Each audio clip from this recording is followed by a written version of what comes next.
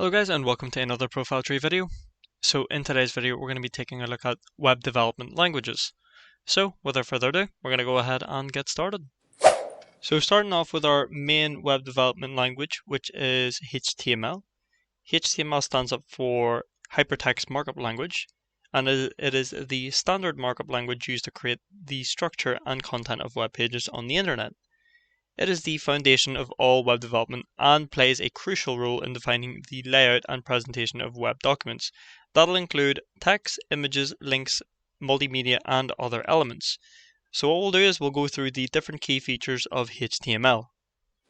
Now let's get a rundown on some of the key features using W3 Schools.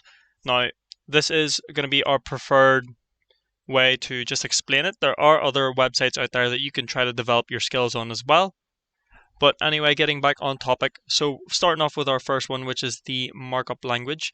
So markup language is all about HTML using tags and elements to mark up the content of a web page, and that'll indicate the purpose and structure of each part. So let's just say your tags are enclosed in angle brackets, which is less than and more than, and they come in pairs. So an opening tag and a closing tag with the content in between. So in order to explain this, here we have our section where we've got a couple of opening and closing tags, and we do have the less than and more than values there. So this is stating that it is HTML, and this is stating that it is head. But we also have a closing tag on head and the HTML. We also have the body, which will contain all our parts, and that'll be our different elements and attributes, which I'll explain later on in the video. But anyway, just to clarify what this will do, it does play a big role in this. So if I delete that and then run it, you can see that it'll appear on screen. So if I don't have it tagged, then I won't know its main purpose. So same with the title. If I don't have any opening or closing brackets, and if just say I had it like title page title, you can see that that's how it's going to come up. And obviously with the closing and opening brackets, and if we run it, you can see that that is going to be the page title. But yes, the markup language plays an important role in actually trying to structure and purpose each part of the website code. Now getting more in depth with HTML, we'll now take a look at the elements and attributes. So HTML elements represent the building blocks of a web page, and that'll be headings, paragraphs, images, links, and lists. Each element can have attributes that provide additional information or modify the behavior of an element. So going back to our same example, so we'll use these two as our example. So we do have our heading, and we do have a paragraph. Now there's more or different types of elements that are available as well, like italics. So that's the likes of italics. And then you have bold, like so. And then for the H1 tag, you have that all the way to H6, H6 being the smallest and H1 being the largest. And we can actually find more information on W3 Schools about this. So these are the HTML elements. So you've got your tag name, you've got your area of content, and closing brackets tag name. So here are some of the examples for HTML elements. So my first heading, my first paragraph. So that's what we seen earlier here. So this is a heading, this is a paragraph. So whatever I change in between here, so these are all text. So if I even have it as text and I run that, you can see that has changed to text. And with paragraph, if I say ProfileTree, that this is a paragraph will now change to ProfileTree. So that's how that works. Again, multiple different tags that are out there, and each will serve its own purpose. So again, like the likes of a P tag, that'll be for paragraph, and with the likes of a H tag, that'll be your first heading or your actual heading. Then you also have parts like the body. So element defines the document's body, and that is the start tag, and that's the closing tag. And the two types of elements that'll be inside the body are the actual ones that you're using, and these are your elements. So there's H1 and P and other elements that are out there as well. But anyways, moving now on to the attributes. So we'll take a look at what the attributes have to offer. So all HTML elements can have attributes, and they will provide additional information. So here's one here, there's a tag name, and then with that tag name is an actual link. So href to https //www.w3schools.com. So then that'll be a visit w3schools.com. So we'll go ahead and take a look at that. And if we click on this, you can see that that links us to that. So they're practically just links, and that'll be good for linking to other websites.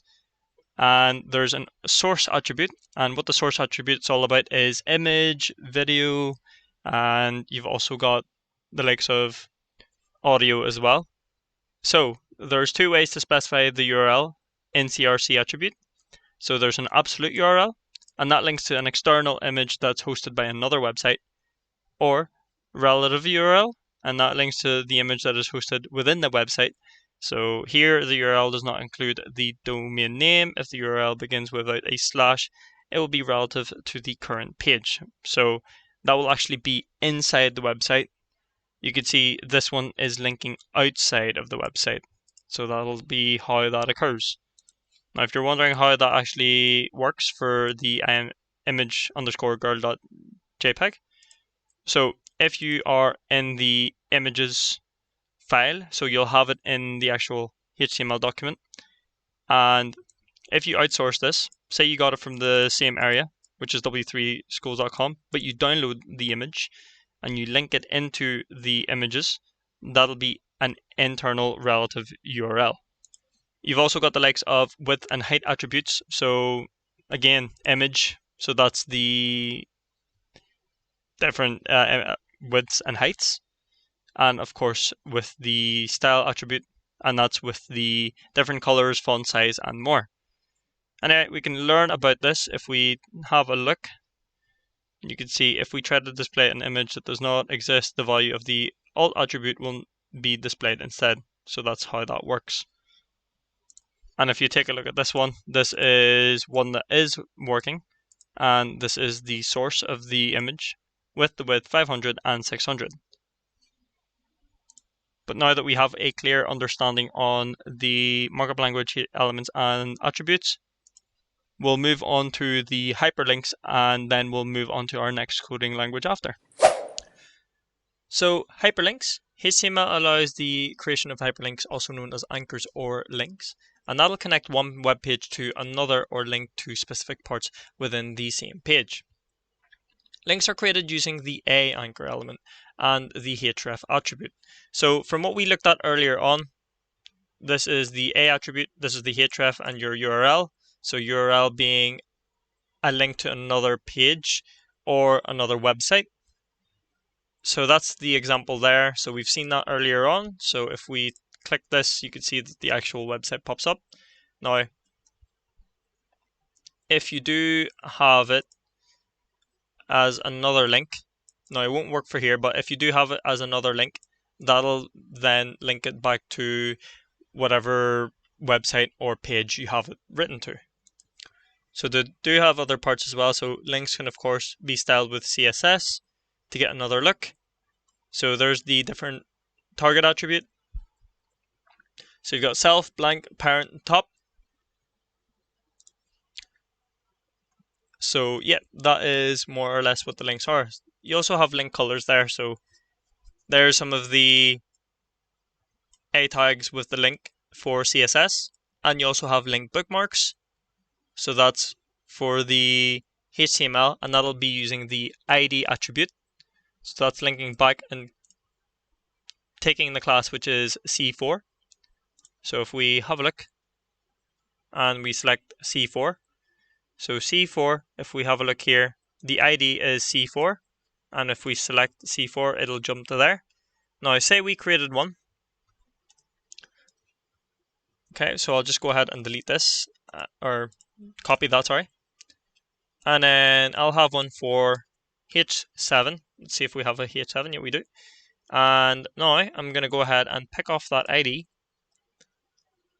select H2, and then click for C7. So my class here is href number C7, and the ID that I'm taking is C7. So if I run that, now that I've got a new option here, so I'll actually just change the character or the number to 7, and then I'll run it, and then I'll select it, and it brings me up to chapter 7. So that's pretty much everything more or less explained in HTML.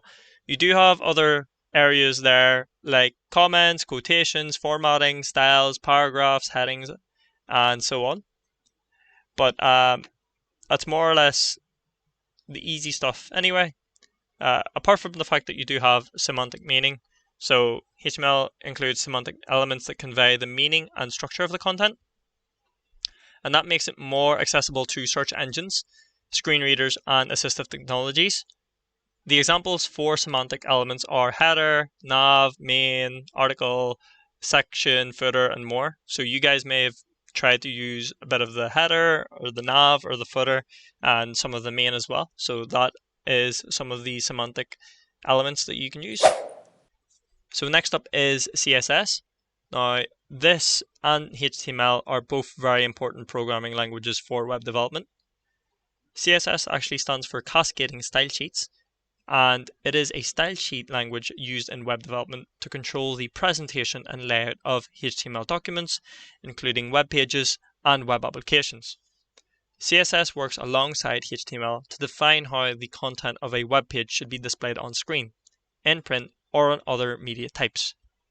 So what we'll do, just like we did with HTML, we'll take a look at some of the key features of CSS. So CSS has a fair amount to have. It's got syntax, selectors, colors, backgrounds, borders, margins, padding, height, width, box model, outline, text, fonts, icons, and so on. But I'll try to explain it as best as I can in terms of CSS and HTML. So with CSS, it allows developers to separate the presentation of web page styling from its structure and content, which is HTML. This separation improves the maintainability and flexibility of web pages, and changes in style can be applied globally without altering the underlying HTML. So in order to explain that, you can see here that this is a mixture of HTML and CSS. So having that clear separation allows developers to have flexibility and maintainability without getting confused. So this is its own area. So let's just say you've got the style, and below would be the HTML, but currently at the minute these are both linked into one area. Realistically, what you would be doing is having them in separate classes. So you'd have a CSS folder, completely just CSS folder, and you would have a HTML folder as well. But that all depends on the programming language that you're going to be using. So anyway, you can see that our background color is light blue. I can change that to light green if I wanted to. And I can run it, and you can see that it's now changed to light green.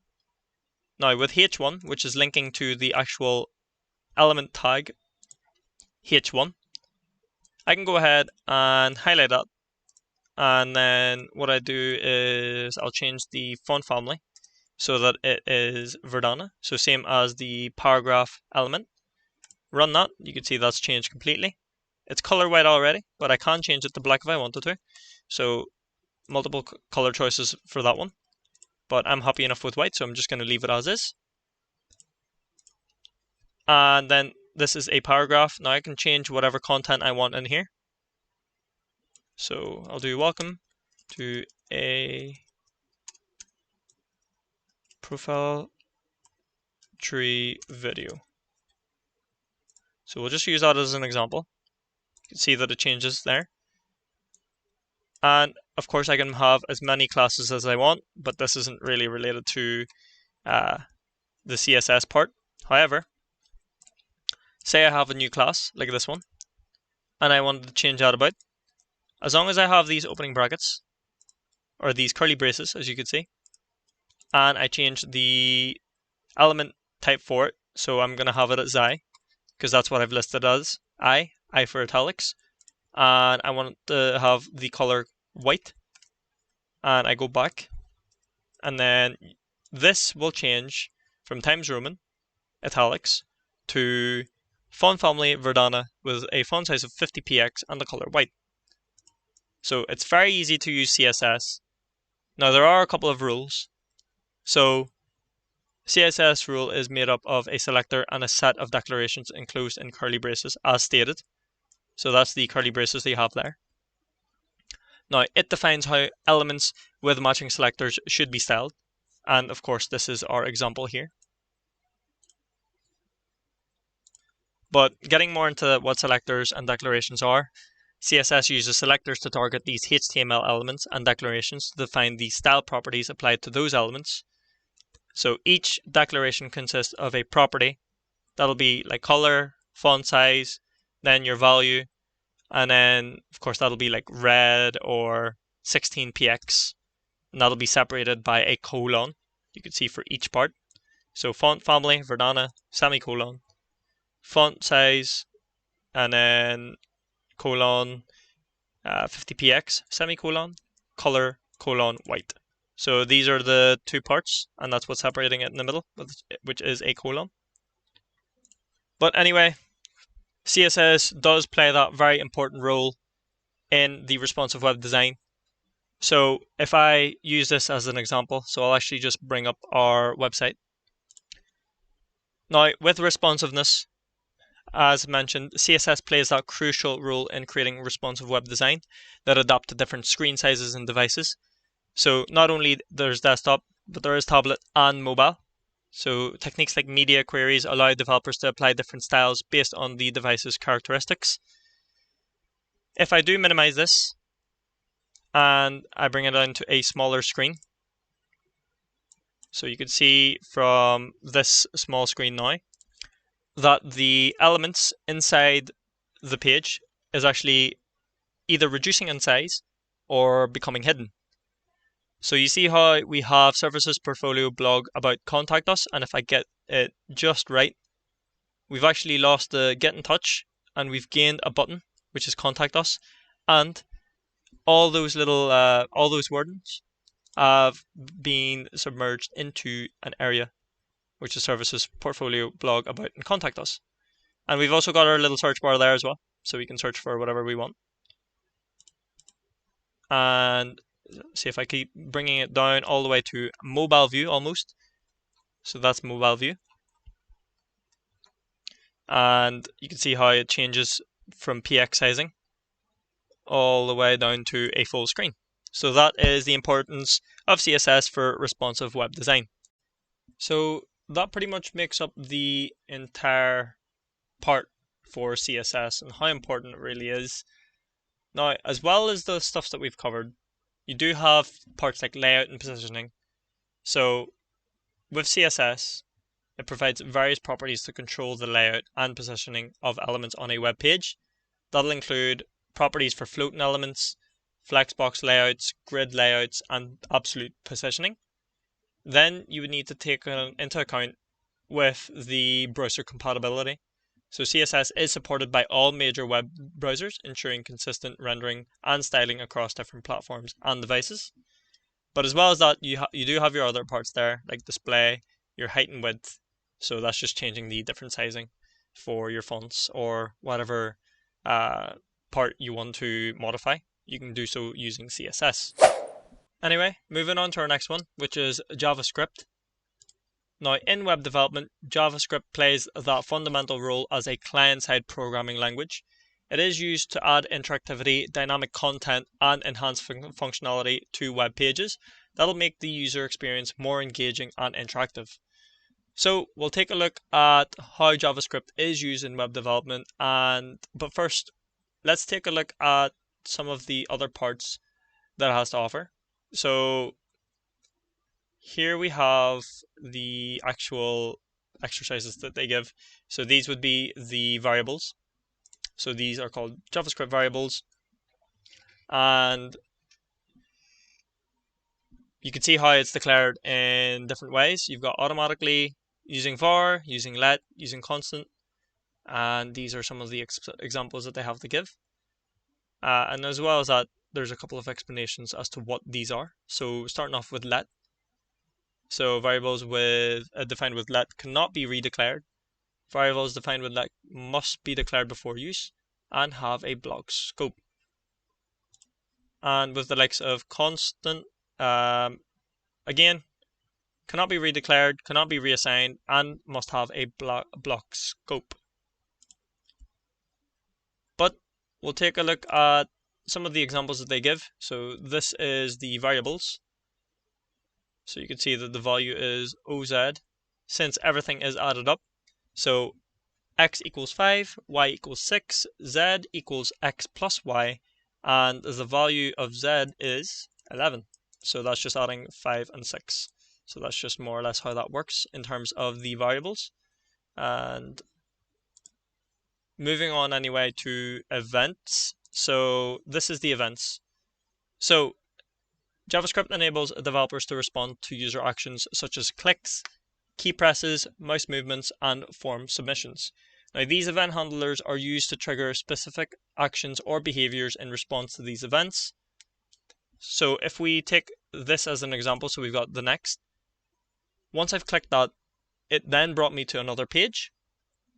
And that is all JavaScript. So me clicking it, of course, then moving on to another page, any key presses, any mouse movements as well, or again, form submissions. And as well as some of these parts, you do have form validation, you have API integration, animations and effects. So JavaScript could actually be used to create animations, transitions, and visual effects, and that'll enhance the overall experience and making the web page more engaging. And of course, what's important with JavaScript as well is browser compatibility and client-side storage. So JavaScript provides that API for client-side storage, such as local storage and session storage, and that'll allow web applications to store data locally on the user's device. And as well as this, again, browser compatibility. So JavaScript is supported by all major web browsers, making it a universal choice for adding client-side functionality to websites or web pages. So our next one here is SQL, which is Structured Query Language. SQL is used for managing and querying relational databases, which are essential for storing and retrieving data in web applications. And you also have other parts like NoSQL databases. Example of those would be MongoDB, Firebase, and NoSQL databases such as those are used for storing and retrieving non-relational data, such as JSON documents. We'll have a further look into SQL itself. So there's a couple of areas here. So select dash from customers, and then if you run that SQL, you could see the different customer IDs, customer names, contact names, address, city, postcode, country. Now, why exactly is SQL very essential in web development? Say that you are creating an e-commerce website or an e-commerce based website. SQL is a very, very important part for that web development.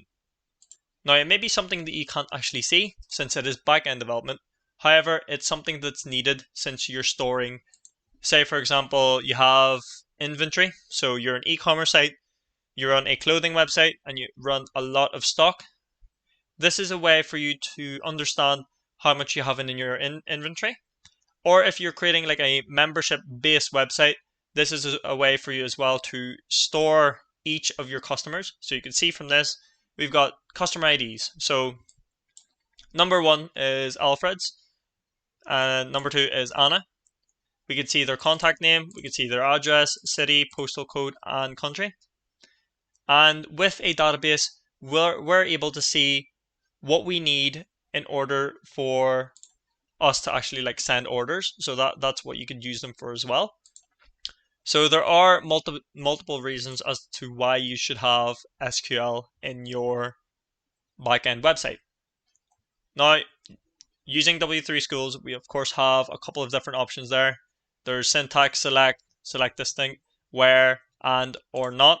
So these are some of the different operators or clause that you actually use for SQL. So it gives us a bit of an example there. So select column 1, column 2 from table name, where, condition 1 and condition 2 and condition 3. So it's nothing like actual HTML or CSS coding, as you can tell, but it does play that very important role in web development for the backend. Now feel free to try it out on W3 Schools and see what you guys think. So there's a demo database we could see from earlier on, and this is an AND example, so we'll go ahead and try it out. So we'll run that SQL. So select star from customers and then where country, which is Germany, and city Berlin. So you can see that it's picked out a specific customer, which is Alfred's again. There's the contact name, address. Now it's only picking up certain areas like city, Berlin. Now let's just say we had postal code. Okay, and then we have the specific number. Now you wouldn't necessarily have this, but say anywhere between that range, and of course Germany. Now you run that SQL, of course you will get that particular part. Now if we take a look at the customers here, we'll pick up a random postal code, so we'll pick one up from the UK. So we'll just say country UK with that particular address or postcode. So we'll go back and we'll try it out. So we'll just say UK and then we'll do postcode and we'll do Berlin. We'll run it. So let's see if we can try to.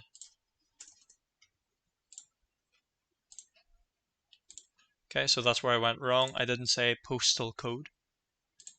So that's what you can pick up. So where country, UK, postal code, that. Now, if I copy this, right, and then we'll revert back.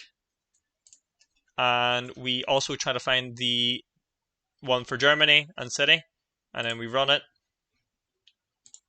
You can see that it's not able to specify that. It's just because we're only specifying one area. So we're selecting star from customers where, and it can only read one statement. So that's more or less how SQL works. So it's fairly simple if you gain the understanding of the backend for it.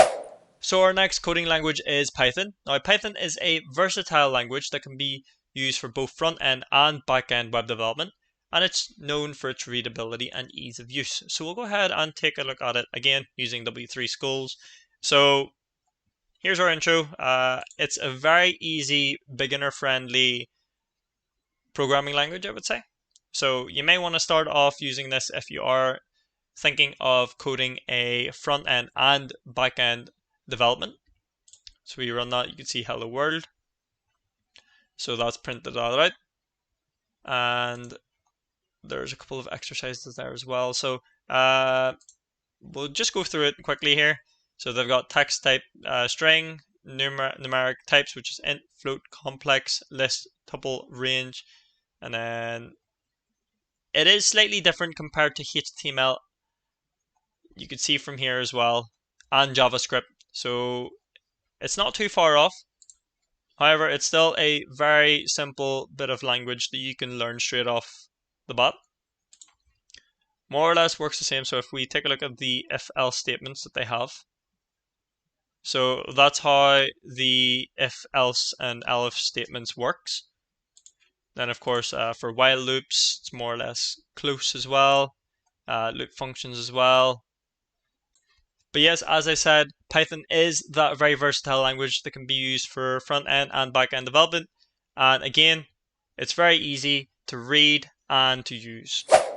Now, up next is Java. Now you might be thinking that there's JavaScript and we've already covered it, but Java and JavaScript are two distinct programming languages, each with its own use cases, strengths, and areas of application.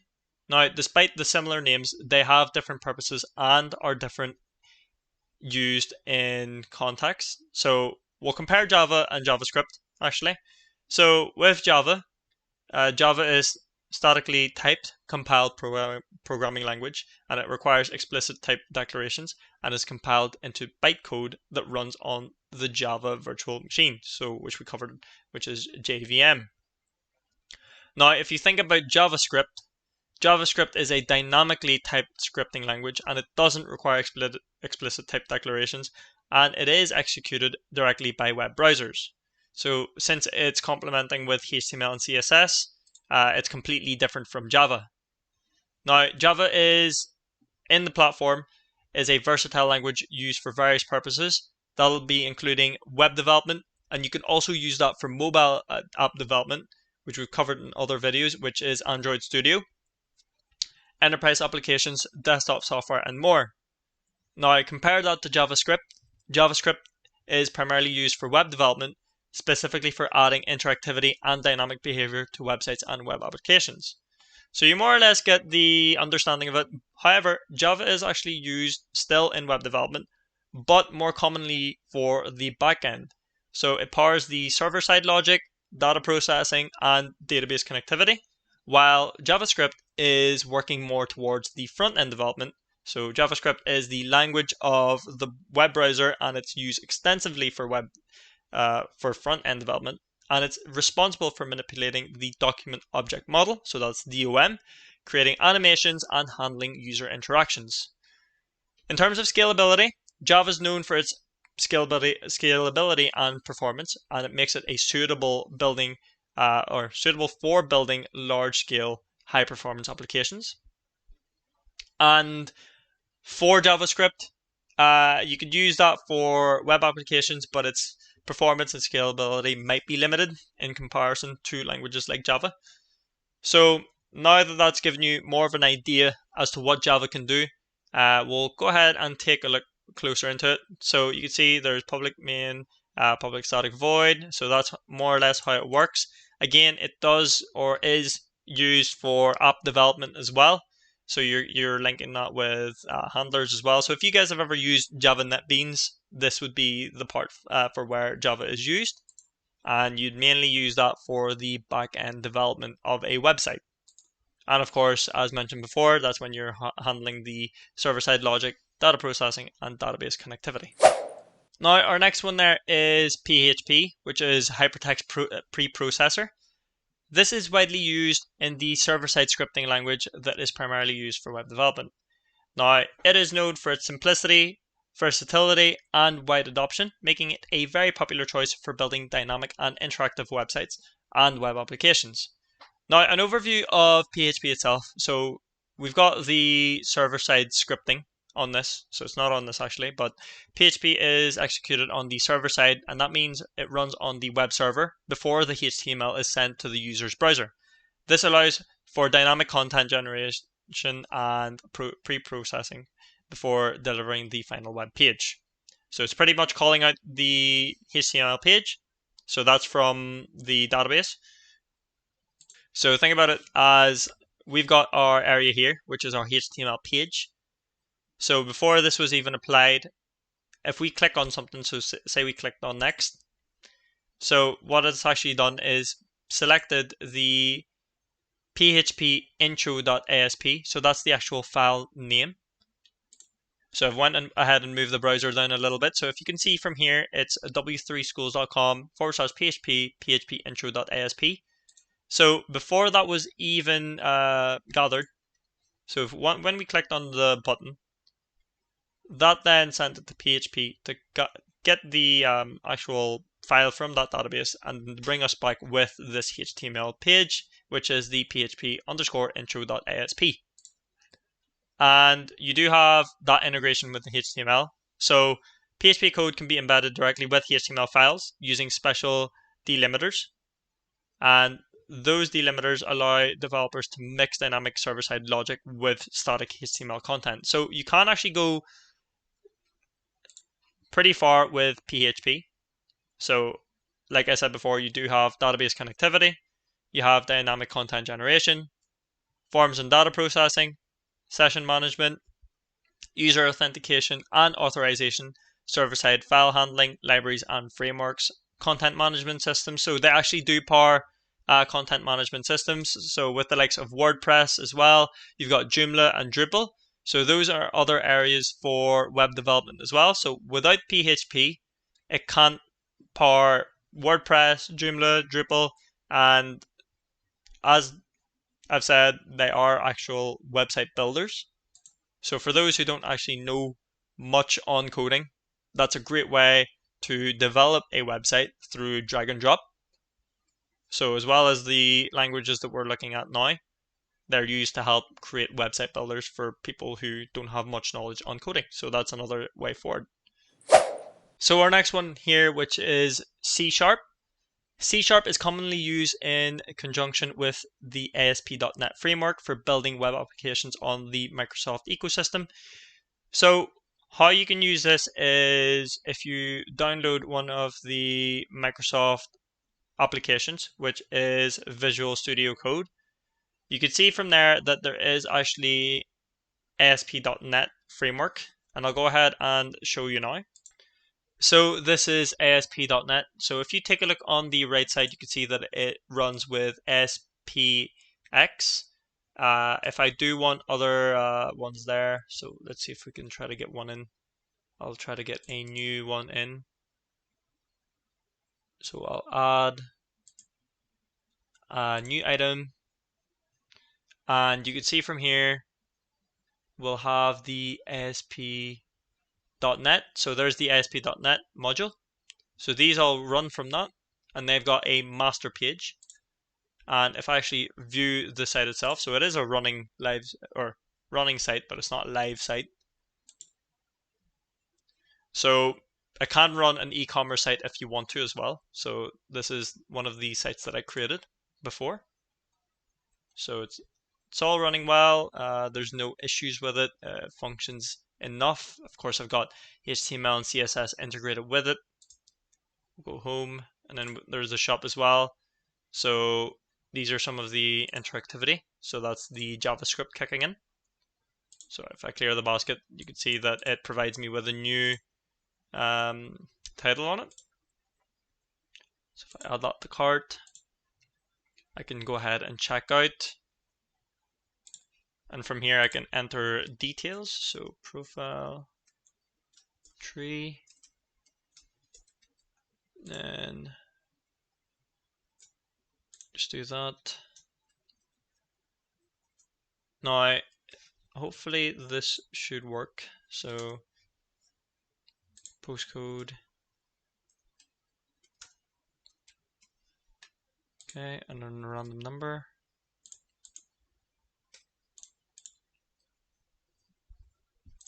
So you can see how it's got a issue since we didn't provide an email. And you can see that there are some like errors. Like if you don't provide a specific field for that, it'll do that. But overall, that's what the ASP.NET framework can do, which is build these web applications. And you can try to create a simple website like this one. But guys, there you have it. That is some of the coding languages that you can do for web development. Now, of course, there are more as well to it. You have other ones like markup languages, APIs, then the backend frameworks as well, like the Django over there, and your other front-end frameworks also. However, that was some of the main coding languages that you need to learn in order to get started with web development. Web developers often will work with a combination of these languages as well and technologies to also create fully functional and dynamic websites and applications. So at the end of the day, if you are going to be picking a particular coding language, it all depends on the specific requirements of the project. So think about the functionality, take into account on how long the project is, think of the project scope as well. So there is just quite a lot to consider based on the actual website that you're building, and then also think about the project scope. But anyways, guys, as I said, that is some of the different web development languages that are available today. So there are some of the good ones that we covered, and those are great starter ones as well for anyone who's looking to start their own web development. But anyways, guys, hopefully you did enjoy the video. If you did, let us know in the comment section below. We'd like to know what you think. But other than that, I'll see you guys for the next video. Thank you very much for watching.